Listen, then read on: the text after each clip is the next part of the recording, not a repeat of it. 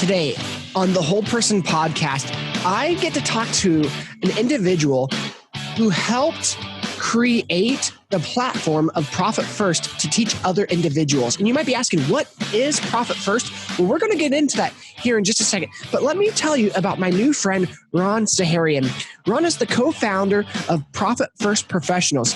Since he started Profit First in 2014, from the basement of Mike's house, who's the author of Profit First, they implemented and certified and taught Profit First to hundreds of accounting, bookkeeping, and coaching firms across the globe. Ron is an expert in sales, processes, and systems, hiring and scaling operations. And what does that mean for you and me? Well, what it means is that we are learning from one of the global leaders in how to account for personal finances and business finances so that you can be profitable in life and in business. So I want to welcome to the show my new friend, Ron. Ron, welcome to the show. How are you? Awesome, Evan. Wow, what a great intro. I hope I'm able to live up to that. Oh, you have to now, right? I know. That was epic. I know. Well, Ron, thank you so much for joining us. And, you know, you and Mike have really worked hard at developing a system for people to follow on Profit First. I mean, if you just look at my book, you can see how many tabs I have probably like 20 tabs in this book of just nugget after nugget after nugget wisdom. Great. So for the person who's like, okay, I don't know what Profit First is, I just want you to give a quick recap or a nutshell of what Profit First is. Sure. Profit First is a behavioral cash flow system that works with our natural tendencies to ensure that the business owner is, one, paying themselves first, two, reserving cash for Uncle Sam, regardless of what their liabilities, three, a focus on profit. Even if that profit is 3.5%, the operators of Profit First can pay down their debt if they have it. They can celebrate the success of the company, or they can hire. When small business or entities can hire, people have jobs. When people have jobs, it relieves a lot of the stress from the home life. So this is a pay yourself first methodology for businesses. That's awesome. I love that. And not only is it just for businesses, but you could actually apply this in your own personal finances if you and your spouse would agree. Absolutely. This is how I grew up as a kid. This is it's really based upon grandmother's envelope budgeting methodology. Are you familiar with that, Evan?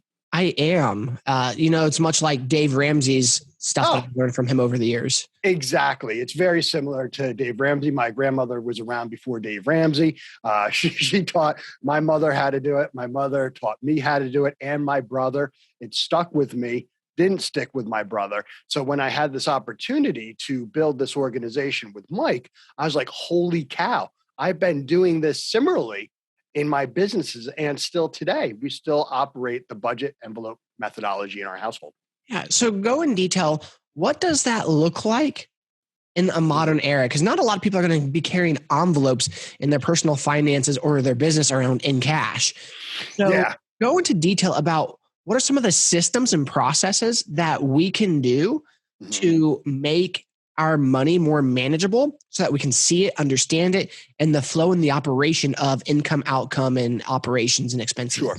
So the whole thing about Profit First is to provide the user with 100% clarity. So whether it's a nonprofit, a church, a ministry, a Fortune 100, Fortune 1000, everybody needs to understand the ebbs and flows of their cash flows. And so, financials are great. Financials are historical documents of what happened. Forecasts are great. Those are projections that you want and hope are going to happen. Profit First is the system that resides in between that, and it's how you actually spend that money. So what does it look like? Well, we don't use envelopes today. We live in the 21st century. We're using bank accounts. Yes, bank accounts. And so we have 5 fundamental bank accounts that are set up in a business. Now, this is a little different from the home, and I can touch on how we set it up in the home. But for business, one of the accounts that we have is an income account. That's a holding account. All the money that comes into your organization then goes into the income account. Then what we have a profit account, because with profit, you can be philanthropic, you can be charitable, you can do a lot with profit. 3, Owner's pay. You have to be paying yourself, guys. If you're not paying yourself, you're going to hit your company a little bit, right? Tax, tax, tax, tax. No one likes paying taxes, but it's the game that we're playing in. And so let's always ensure, regardless of what our liabilities are, that we have enough money for Uncle Sam versus dip it into our savings. 5 is the operating account. Okay. That's the money that you write checks in out of to manage your expenses. Now, what we've done over the years is we've studied thousands of companies, Evan, to determine what are the elite percentages of the revenue that should be allocated into each one of these bank accounts with a specific purpose, right? And so in the book, it has charts, graphs, everything from a startup to $100 million, what those percentages are.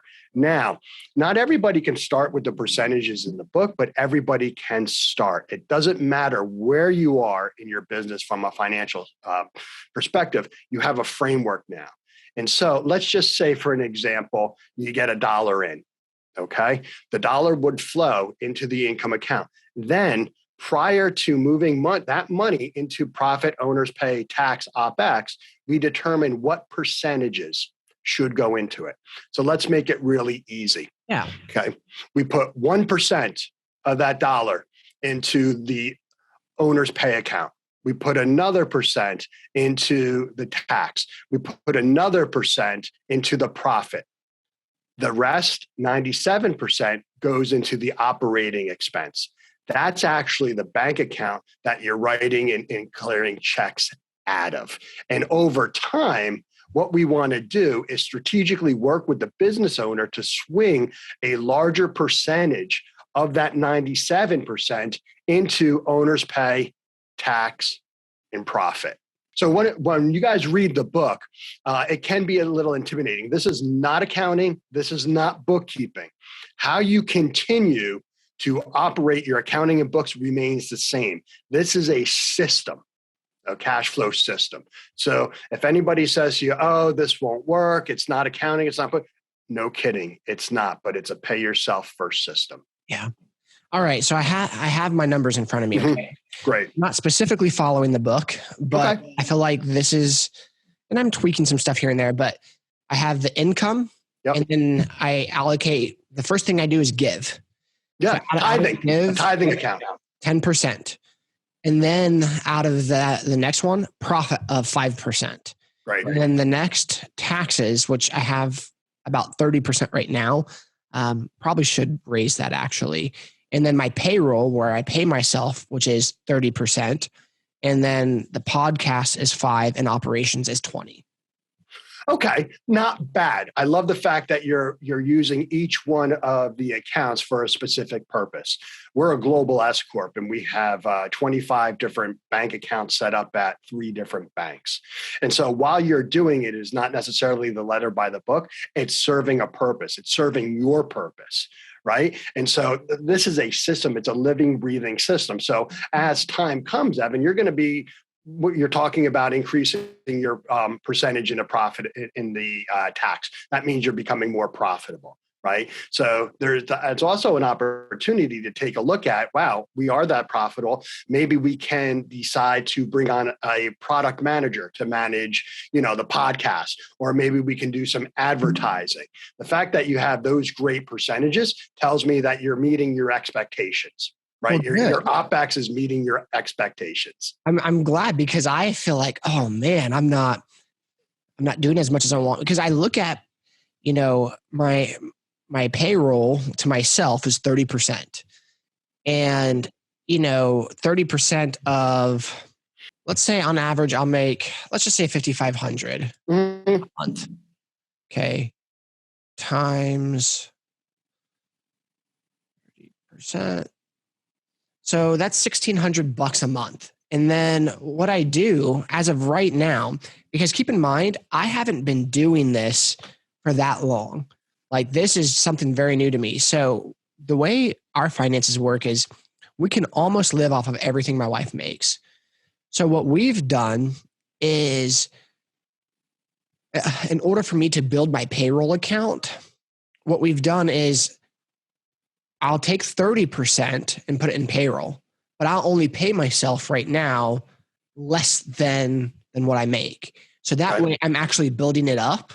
Yep. A reserve. Yep. Because right now, because that's the biggest thing is with real estate, it's very cyclical. So there might be a month, I might make $5,000, might not sell anything for 2 months, and then in another month make 15 grand. Like, so what we're trying to build is something that, despite the ups and downs, that I can contribute consistently. Okay. And so that's why my margin for my payroll and myself is so small, is because we'd rather have a little bit that can be consistent than something that is just up and down. And that's how we operated for like 9 years of this. Is just like, okay, great. I made, 15 grand and, we're going to be able to keep 8 of that. But then, the next 2 or 3 months, nothing. Right. It so ebbed and flowed that it really made it hard to plan.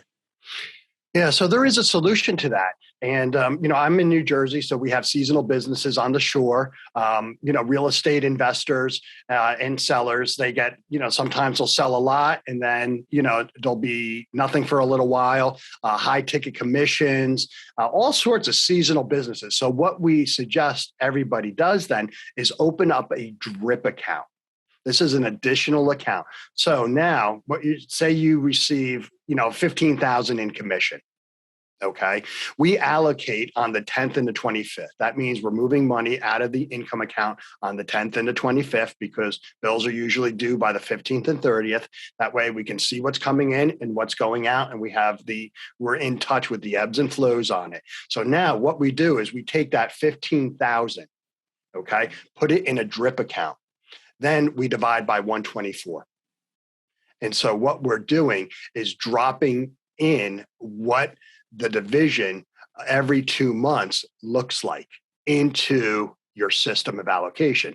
So you have your income account, and then the income account puts that actually right into the drip account, that 15,000. So let's just say 15,500 divided by 24. Okay. So you would be allocating $625 into the bottom accounts on the 10th and the 25th. That's how you make that money last throughout the year. That makes sense? It does. What you guys call drip, I call holdings. Mm-hmm. But I probably need to personally get a little bit better at that, because the way I do it is when I get paid, because again, and this is about building consistency. Like, I never get paid on the same schedule. Right. When I get paid, I do my allocations immediately. Awesome. And so I don't. So what I keep in holdings is the money meant for operation.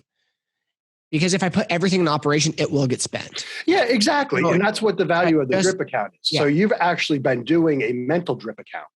Basic, I think so, because because I'll allocate everything where it needs to go immediately. Yep. But anything that's supposed to go to the operations, I put that in holdings, and then I drip. Say, okay, so let's say my operations are $500 a month. Actually, they're closer to like 800. So let's say they're close to $800 a month. I'll drip probably like 400 in, and then in this for the first half of the month, we'll use the 400 and then drop the other 400. That way, if I put the full 800, I just don't spend it. Right. And that's what Profit First is all about. It's a behavioral system. And so what happens is we call it bank balance accounting. And that means pretty much business owners wake up every morning, log on to their bank accounts, and see how much money they actually have. And they make business decisions, right? And so if all of your money is sitting in that one account, you might look in and say, wow, I got $10,000. Well, do you really? No, because some of that 10,000 is going to your pay. Some of that 10,000 is going to Uncle Sam. Some of that 10,000 should be going to profit. Some of that 10,000 should be going to tithing. Some of that 10,000 should be going to OpEx, right? And so by doing that, what we're trying to do is put guardrails in place. OpEx so that operational expenses, by the way. Yes. Yep. So we're putting the guardrails in place to make sure that we don't have a false sense of how much money we actually have available. Yeah. And by taking what's important to you, Evan, tithing, owner's pay, tax, and profit, you run the business on everything else after that. Yeah. Well, and that's something that for someone's like, well, why is it important to do it this way? Here's what I found. After 9 years of being in real estate, my business served itself to barely provide for itself and really never provided for my family. And I remember for a few years in a row, I was like, holy cow, I made this much money. Where did it go? How come I didn't bring more to my family?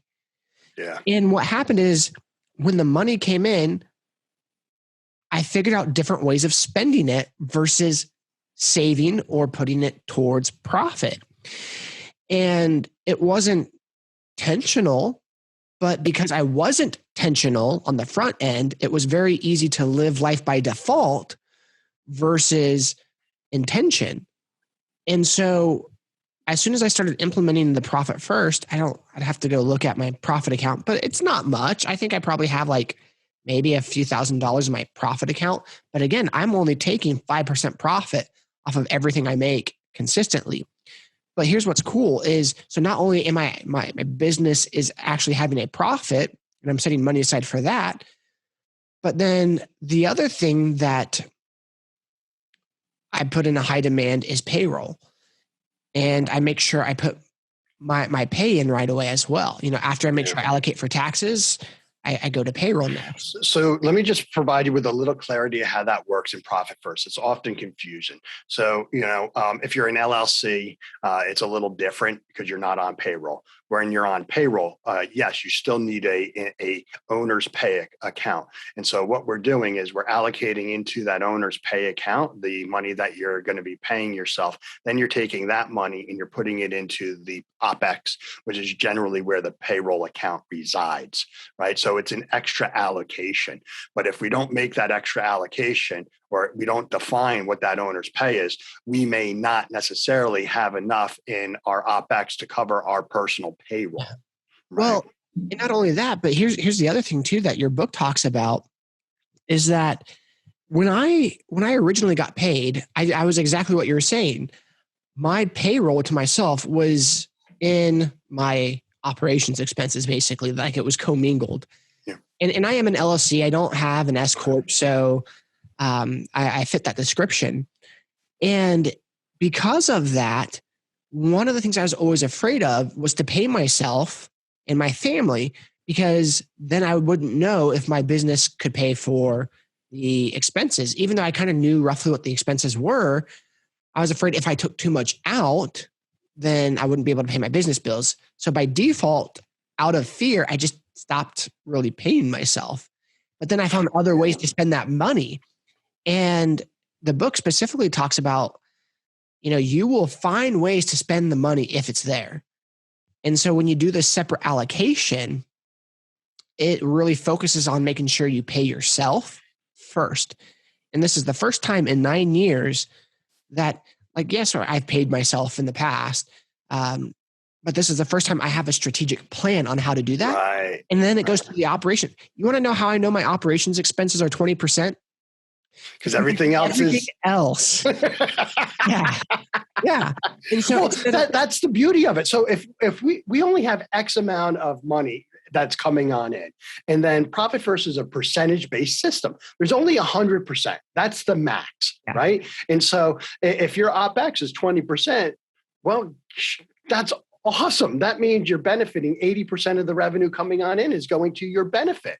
Whether that's your benefit of paying taxes, your benefit of profit, your benefit of tithing, your benefit of whatever it happens to be, right? The opposite is usually true, Evan, where I see companies where they have 85% or more in their OPEX, and they're not paying themselves. They're not reserving money to be profitable. And what they're doing is they're selling, occurring expense.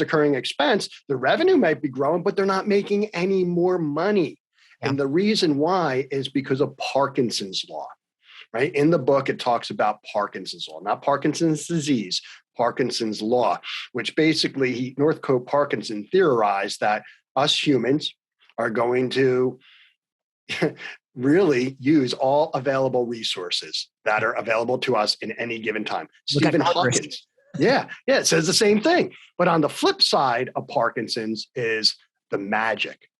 When resources are less, we're going to be more creative. We're going to be more innovative. We're going to try to get more out of less. And so how do we run an operation like that, right? Because if we have cash coming on in, that's nice, but we might spend it in ways that isn't beneficial. And so we always want to operate profit first, like a company, like a half tube of toothpaste. Now, hear me out, right? When we get a full tube of toothpaste, we lie some on, we brush our teeth. Awesome. Some falls off. No big deal. Put another one on. But as that month grows, we're using less and less toothpaste, right? At the end of the month, you're squeegeeing it over the corner. You're maybe using a tool to roll it on up. You're working so hard just to get that little piece of toothpaste out. You get it out, you brush your teeth, and you're like, wow, look how clean my mouth is, right? And so we're being creative. We're being innovative. That's what we want to be in our business. So if you're working and you have realizing that you don't have enough money in your OpEx to cover your expenses, well, that means your percentages are wrong or you bit off more than you can chew, which means you either have to sell more or improve your margins. But it's an indication that something is wrong with your business. And so that's why people who read the book, they'll say, look at these percentages. They'll try to start with the percentages in the book and they can't do it. So the first thing to do is really determine what your percentages are now. Those are called current allocation percentages, where you currently are.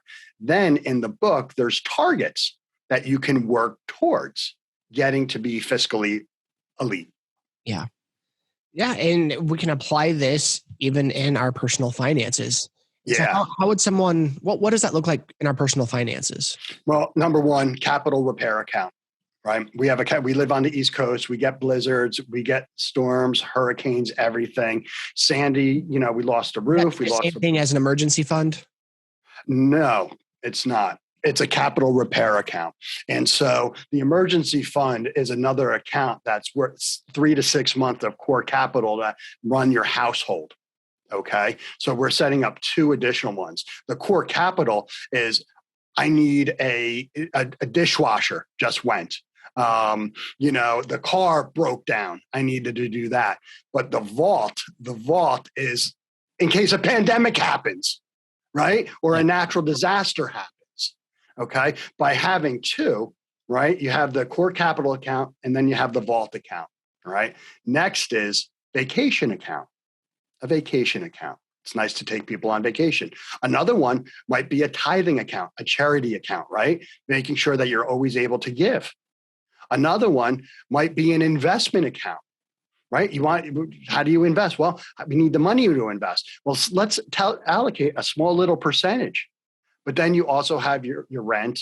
You also might have your car and insurance. You also may have various different ways.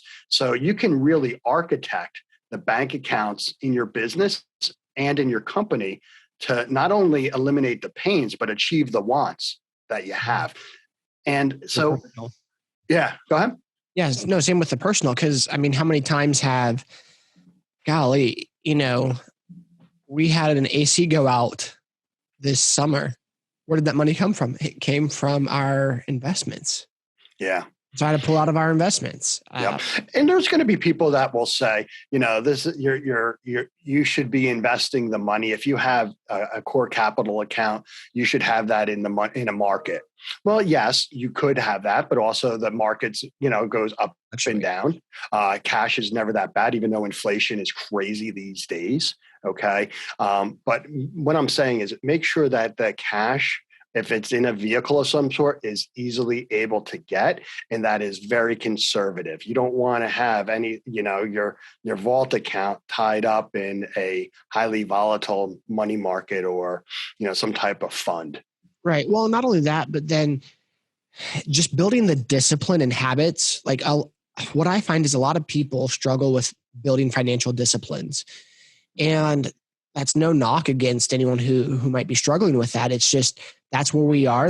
We have not been taught financial education. Like we haven't. And so unless if we go through the pain of learning it ourselves and applying it, we're not going to grow. And so, for me, yes, I can put money in, say, cryptocurrency. I know a little bit about cryptocurrency, but probably not enough to all right, I'm just going to put all extra resources here and manage that. And then if I need to, I'll just pull it out from there. One, that's just a terrible idea because markets, like you said, are volatile. So having consistency and security is one of the best things that we can do. And then with the extra, that's what you play with. Yes. Because here's the thing. Yes. If markets tank and you lose your money and your car breaks down and you can't afford it, then you should have never been doing it that way. Exactly. Well said. If you can't afford to lose the money, you shouldn't be playing in the market.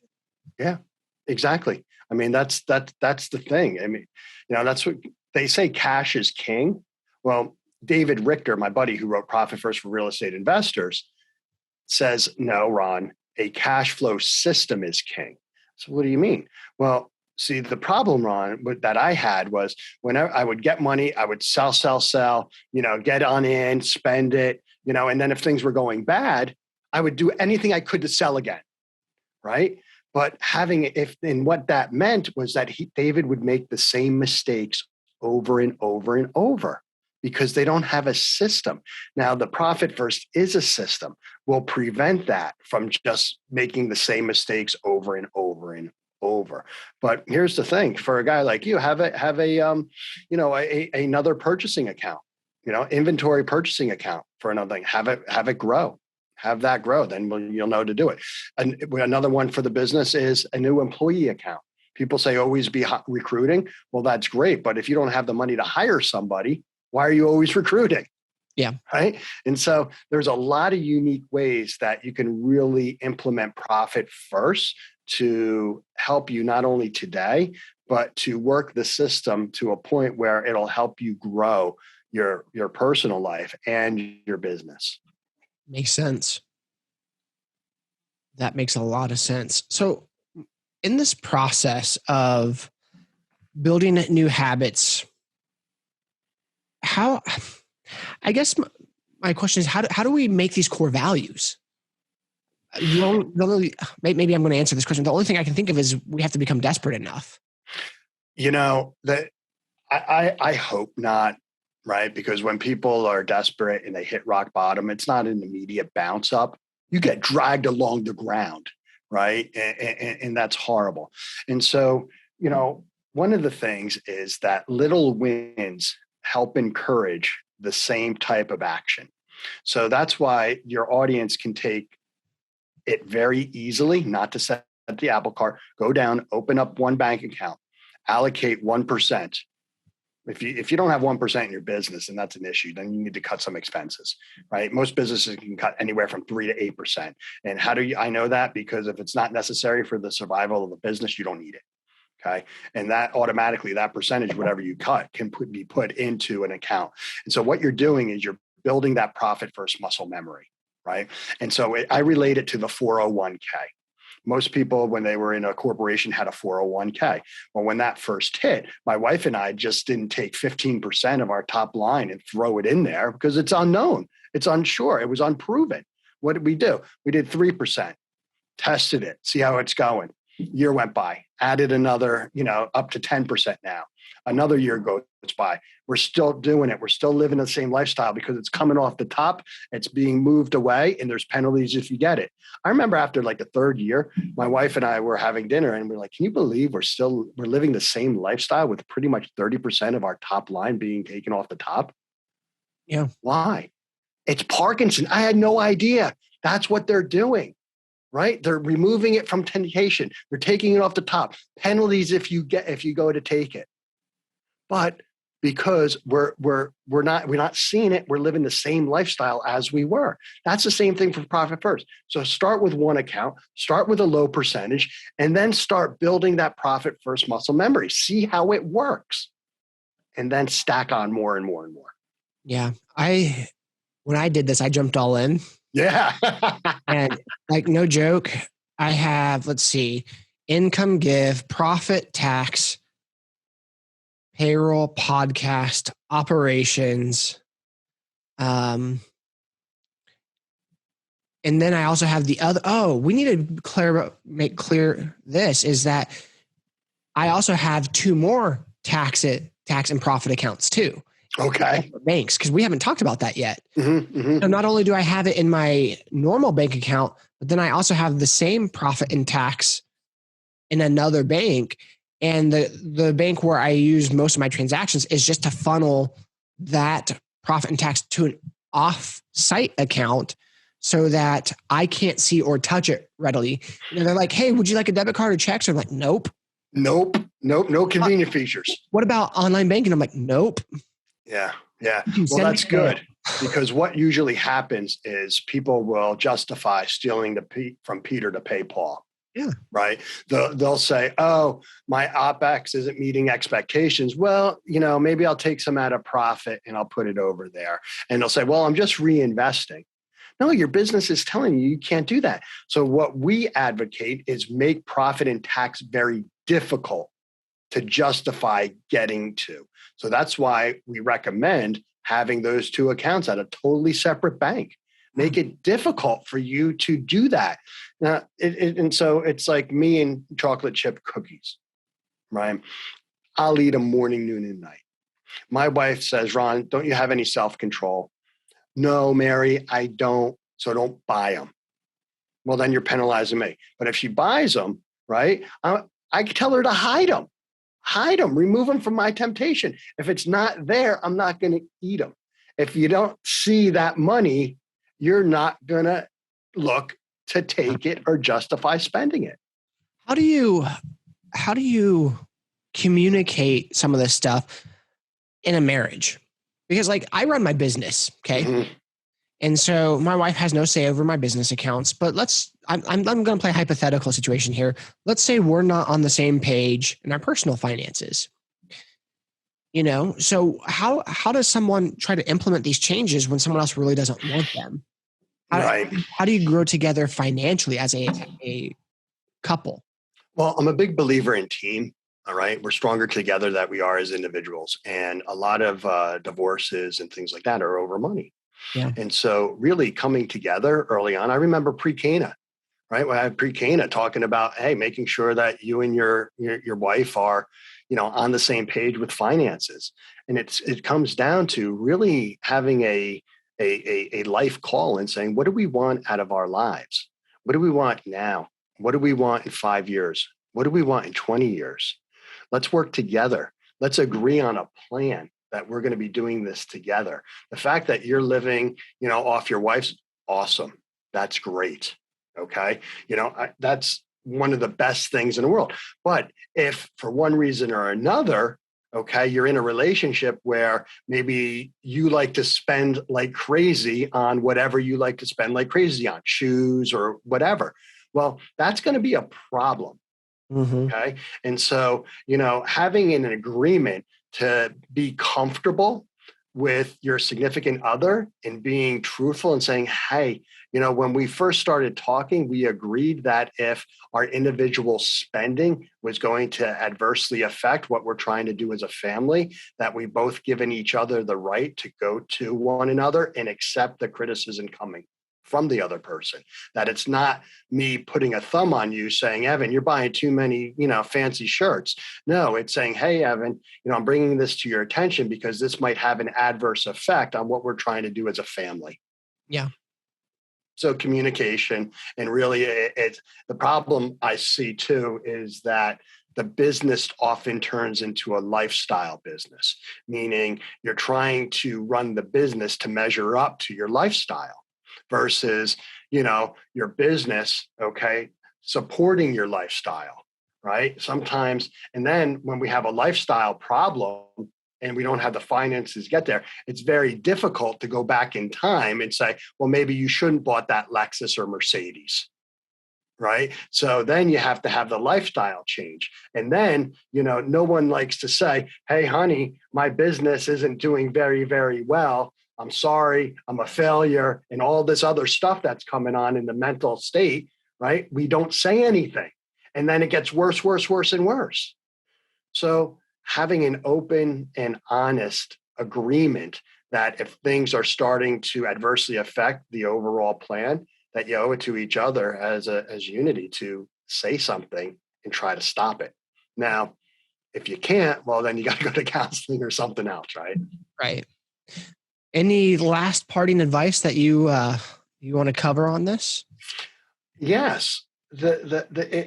I want to share that it doesn't matter where you are in your current financial situations. This book is giving you the opportunity to change.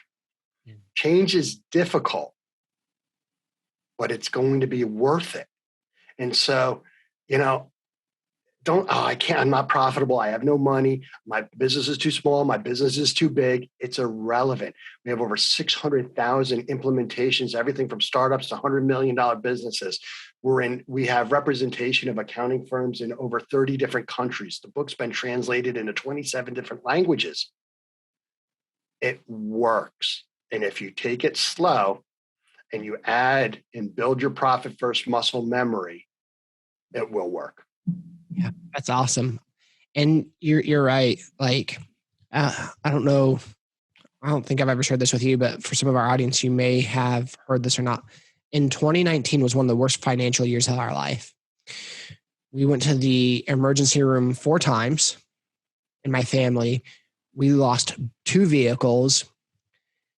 We felt like God tell us to give everything we had to help an orphan that had an infected foot in Uganda to try to help save her life. We did. She died.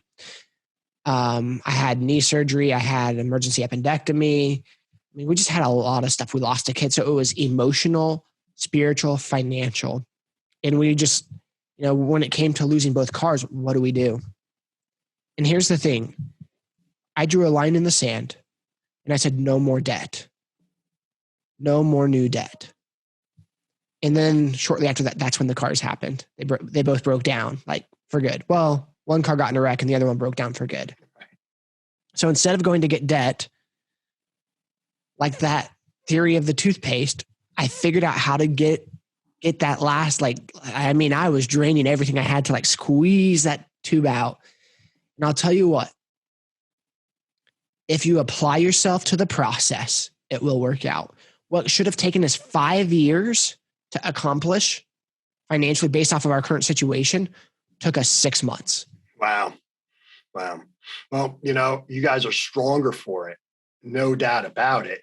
You're championing, you're sharing, which is what we all need to do, because it's not easy for anybody, quite honestly. There's a lot of well-dressed poverty out there. Yeah. There's a lot of, a lot of fake facades.